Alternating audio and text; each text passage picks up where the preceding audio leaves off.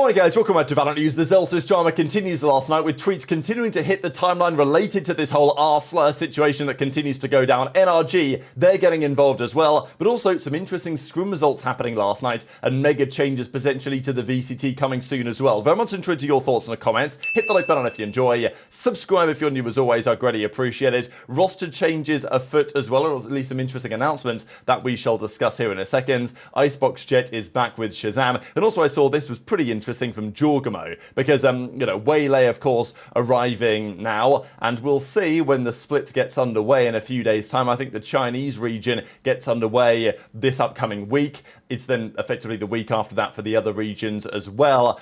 But in the Americas, you've got to think that Jorgamo is going to be pretty scary, and G2 on this particular agent. Which player is going to be the best? I mean, who knows? Obviously, we'd expect Zekken to be pretty good, but it does seem like Jorgamo's having a pretty good time right now, of course, on the Icebox as well. An Icebox that has returned into the map pool going forward, but with no serious changes. Yeah, this kind of like rewinding ability is very strong, and I think that it shouldn't be a massive surprise if Jorgamo, among other great duelist players, really start using Waylay to great effect. There's a general feeling that an agent like Jet, still very powerful, but maybe slightly more individual based. Certainly TenZ was giving this take that Waylay may not be as useful as Jet or as powerful as Jet in ranked, but in competitive play, Waylay, when you're playing well as a team, Waylay actually may be more effective. And yeah, definitely Jorgamo was giving some evidence down that end, I suppose. But this was a big update yesterday from, well, rankers. They have been signed by Envy. Now, this is a really big deal. If you guys aren't aware, Envy, legendary organization, but if you've not been around very long in the Valorant world, you might even not remember the time where they had the great Valorant team before they then, of course, went to Optic Gaming, and the rest since then is history because they didn't make it into franchising famously after the merger between those two organizations, and everything else didn't really go to plan. Now, this team has been crushing it down there in challenges, and Envy recently, they returned. It seems like Hastro was able to reacquire the intellectual property for the brands, was able to, maybe get some more money on board or partner with some certain people to reignite the brands to some degree. And they've slowly been making a bit of a comeback in various esports. And certainly that is now the case in Valorant as well. Very exciting possibility to me, especially the team that they've gone ahead and signed. The rankers have been cooking as of late, and, the rankers have now become Envy. So Kane Zera and the rest of the guys, including BabyJ, now known as Inspire, are, well and truly part of this organization again. So great announcement video, as Inspire says. Happy that the patience and the hard work finally paid off, because probably they've had opportunities, people reaching out to them for some time, but they said, you know what, we're going to hold off, wait for a better offer. Envy come along, of course, elite esports organization that are back in force, which is great to see. Just the beginning of my professional career starting back up. Can't wait to get back in the server again with the squad. So, great to see, man. Like, I don't know, I know people clown BabyJ, and I get it, right? Like, he's done some things over time that deserve clowning, you might argue. But it is inspirational. You gotta say, it's inspirational from your boy to have made the progress that he's made, help these guys make the journey that they have, and get to the point where they've been pretty indomitable in challenges lately. Look, whether they can keep that up with Envy on board, who knows? But, there was certainly a lot of talk about it last night. So exciting stuff. FNS as well, of course, used to represent Envy back in the day. Before then, the Optic thing happened, and now, of course, he's on NRG. But exciting stuff, how they can perform, because they've got a couple of players that are not necessarily old enough to play in the VCT right now. So it does raise some questions as to what actually might happen if they did go on to win Ascension, but time will only tell on that one. There was also an interesting note that in the VCT Americas, some of the games might be played in this kind of face-off style setup. Now, I don't necessarily mind this stage setup. I actually think it's pretty cool. I like having the teams opposite each other where possible. But what you also want is the fans to be here as well. And I think that's the concern for me, is that as time goes on in Valorant, and this is true in other esports as well, but every year in the esports that you follow, you want it to get better, right? Because these esports haven't been around for 50, 100 years, where everything is pretty stable and you know what you're going to get in like regular sports. In esports, it's all very new. There's always a load of problems every year, and there's things that could be made better and better. And, we're hoping, like, for example, the schedule here in Valorant. I think they've made some strides this year to making that a little bit better. Okay, it's the same amount of games, really, but it's more spread out. I think it's a bit of a step forward. It's not ideal, but it's maybe a little bit better than it could otherwise have been. But there's plenty of other things that fans are frustrated about and want fixed as well. And the idea of potentially going to this type of stage setup, which is cool, right? But the idea of playing here with no fans for the regular season matches just seems like a bit of a step backward. I think that's always what it'll be.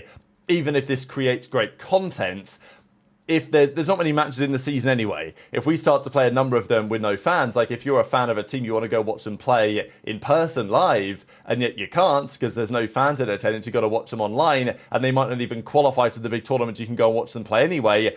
It's probably not the ideal scenario for the Valorant world as it stands. These are the numbers, by the way, for Masters Bangkok. Peaked at 1.3 million viewers. Of course, this is excluding China because, I mean, we have absolutely no idea really what's been going on over there. But yeah, the YouTube peak was the highest that we've actually seen in Valorant esports, which I think is pretty cool. There's actually a number of new records here. Vietnamese peak, Korean peak. But yeah, this is a new viewership record on the YouTube side, which I thought was pretty spectacular, really. And these are the numbers around the world. Of course, we do not know what happened in China, as I say, but averaging about 410,000 viewers, peaked at 1.3 million. Good weekend for sure. But we've also got some drama to discuss as well. So if you guys didn't see this, Zellsis dropped the R word on a podcast. Well, he dropped it in the full Sentinels episode that they uploaded uncensored to their own thing. It was excluded from the YouTube version, I imagine, that was made initially. And Zellsis said a hurtful word, genuinely sorry for that, and all the drama, of course, kicked off yesterday. Because there were some replies that we saw, Zellsis then went back and forth a little bit, some other pros were getting involved as well. BabyJ was among them when he, put the copy pasta that Zellsis managed to manufacture up to FNS as well. And, people have been talking about it, right? Like, I was kind of surprised at the reaction to some degree. It's been a very controversial couple of days because, Curry, who obviously used to be part of Sentinels, he just straight drops this tweet on the timeline yesterday. Good impression farming, I guess. But initially I was like, is he not part of, because he's not part of SEN anymore, right? Because they got Redux in. But of course, he kind of was on SEN, and he's got this jersey still. Shanks obviously was in the reply having a bit of fun as well. And then there was also this tweet from Sick, who drops this one, because of course, Sick's kind of back on social media over the last few days, and he gave his thoughts on it and says, you wouldn't believe some of the words that have been used behind the scenes in esports. I've heard some wild stuff over the years from many people. So, yeah, then Sick, of course, drops the same thing. So, I don't know, inspired by artists maybe. The comedy thing for me was this from NRG. So they dropped their own podcast last night, their most recent episode, and they said no slurs were used in the making of this podcast, of course, unlike the other version that Sentinels just made live. So, yeah, fascinated to hear your thoughts over in the comments below. I don't think this is a drama that's necessarily going to go away. As I said yesterday, should Riot get involved? I don't really think they will. It's just one of these Twitter dramas. But, yeah, cool to see Brook, of course, as part of the NRG podcast. Are they going to be any good with Brook? I don't really know. We've got a couple of scrimbucks to go through as well. Starting here, 100T played Furia.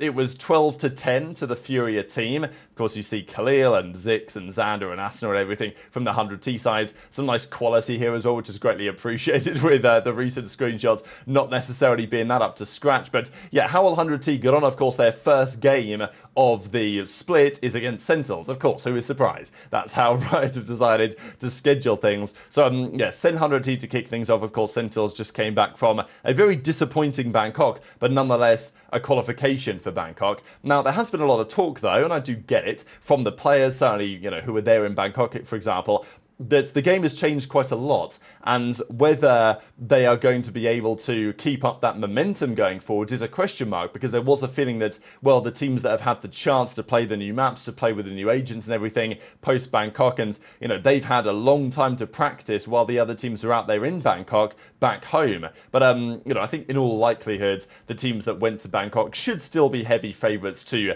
continue to do well in their own region. A couple of other results. We don't really know who they're playing against, but 100T were up 14-8 on somebody, NRG 11-8, Sentinels 12-5, EG 7-8. So just some miscellaneous results there, but the most impressive one, if there's anything like that, being whoever Sentinels were playing against at the particular time. And just a couple of interesting things to go through. This, I imagine, well, I don't imagine, I'm sure it is, good little bit of impression farming here from Era FPS, because we know that VCT Scrims has been doing his tier list over the last few days. This is what Era comes up with, and of course we have have, T1 down here in 4th. Not so sure about that one. But aside from that, apart from the T1 pick, DRX, Gen.G, Talon, probably about right at the top, assuming T1 are actually first. GE, RRQ, Nongshim, but PaperX down here in 8th is, and then obviously Secret Way down here. There's a correlation, but PaperX down here in P8 right now, you've got to think they're going to be substantially better than that when things properly get underway.